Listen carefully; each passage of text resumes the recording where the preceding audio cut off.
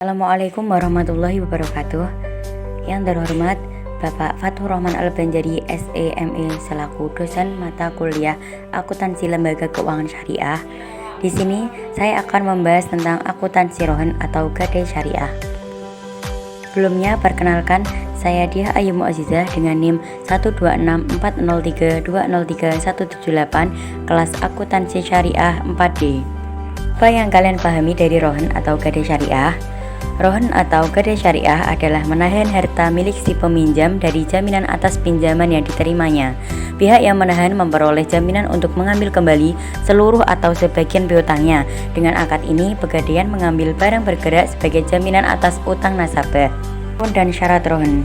Rukun rohan yang pertama ijab qabul, 2. Ada orang yang menggadaikan atau rohin, 3. Orang yang menerima barang gadai atau al-murtahin, 4. Adanya barang yang sah untuk digadaikan atau marhum, dan yang terakhir adanya hutang atau marhum bih. Syarat rohan: 1. Barang yang digadaikan atau marhum, 2. Utang atau marhum bih, 3. Ijab qabul, dan yang terakhir 2 pihak yang berinteraksi, yaitu pemberi gadai atau rohin dan penerima gadai al-murtahin. Nilai lebih rohan. Yang pertama, pinjaman tanpa harus buka rekening. 2. Syaratnya mudah. 3. Jangka waktu beragam setiap perusahaan gadai, umumnya sekitar 4 bulan atau lebih, bahkan bisa diperpanjang setelah jatuh tempo. 4. Marhum bih atau uang pinjaman langsung bisa diterima atau bisa melewati transfer bank rohan. 5. Proses gadai sekitar 15 menit, beberapa tempat ada yang lebih dari 30 menit. 6. Pelunasan sebelum jatuh tempo boleh dilakukan sewaktu-waktu. 7. Pengembalian bisa diangsur per bulan atau dengan tempo dan dengan membayar biaya pemeliharaan atau penyimpanan saja. 8. Beberapa perusahaan gadai dapat memberikan pinjaman dari 50.000 hingga 1 miliar tergantung gadainya. 9. Biaya admin sekitar 2.000 sampai 150.000.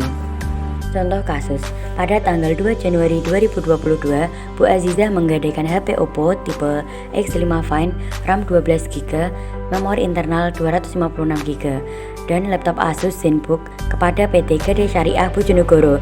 Pihak gadai menaksir harga HP Oppo senilai 5 juta dan laptop senilai 15 juta dengan jangka waktu 4 bulan.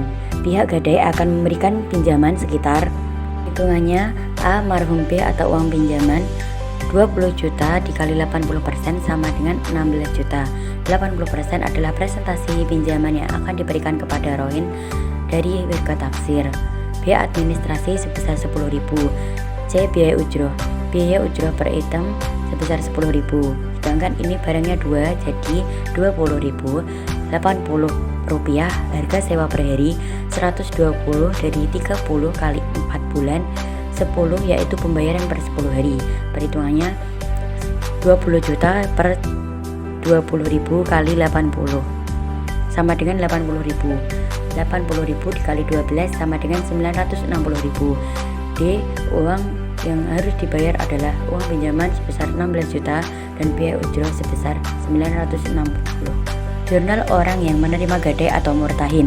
A. Tanggal 2 Januari 2022, saat menerima barang gadai tidak ada jurnal, hanya tanda bukti serah terima barang.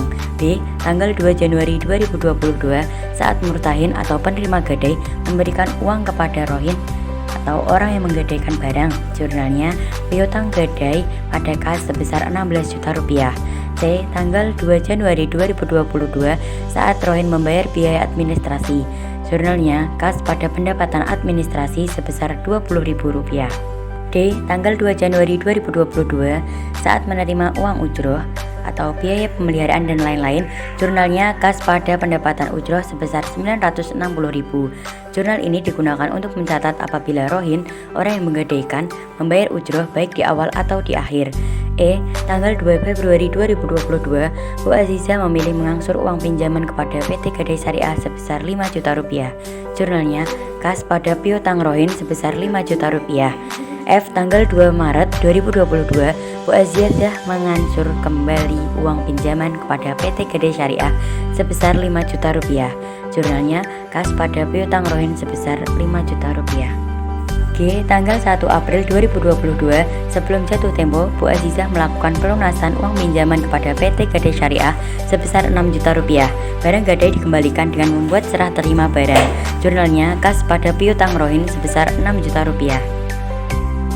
Orang yang menggadaikan atau rohin. A. Tanggal 2 Januari 2022, saat menyerahkan barang ke perusahaan gadai tidak ada jurnal dan hanya bukti serah terima barang.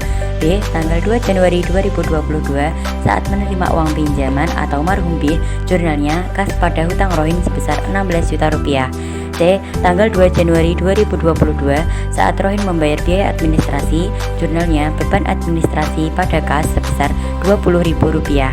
D. Tanggal 2 Januari 2022, pada saat membayar biaya untuk pemeliharaan dan penyimpanan, jurnalnya beban ujroh pada kas sebesar Rp960.000. Jurnal ini digunakan untuk mencatat apabila rohin membayar ujroh maka diakui sebagai beban.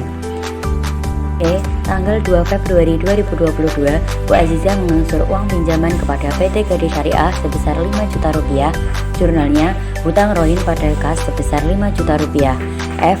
Tanggal 4 Maret 2022, Bu Azizah kembali mengangsur uang pinjaman kepada PT Gadai Syariah sebesar 5 juta rupiah. Jurnalnya hutang rohin pada kas sebesar 5 juta rupiah. G. Tanggal 1 April 2022, sebelum jatuh tempo, Bu Azizah melakukan pelunasan uang pinjaman kepada PT Gadai Syariah sebesar 6 juta rupiah. Barang gadai dikembalikan dengan membuat serah terima barang. Jurnalnya hutang rohin pada kas sebesar 6 juta rupiah. Cukup sekian pembahasan akuntansi Gadai Syariah atau rohin. Semoga bermanfaat. Mohon maaf bila ada salah kata. Cukup sekian, terima kasih. Wassalamualaikum warahmatullahi wabarakatuh.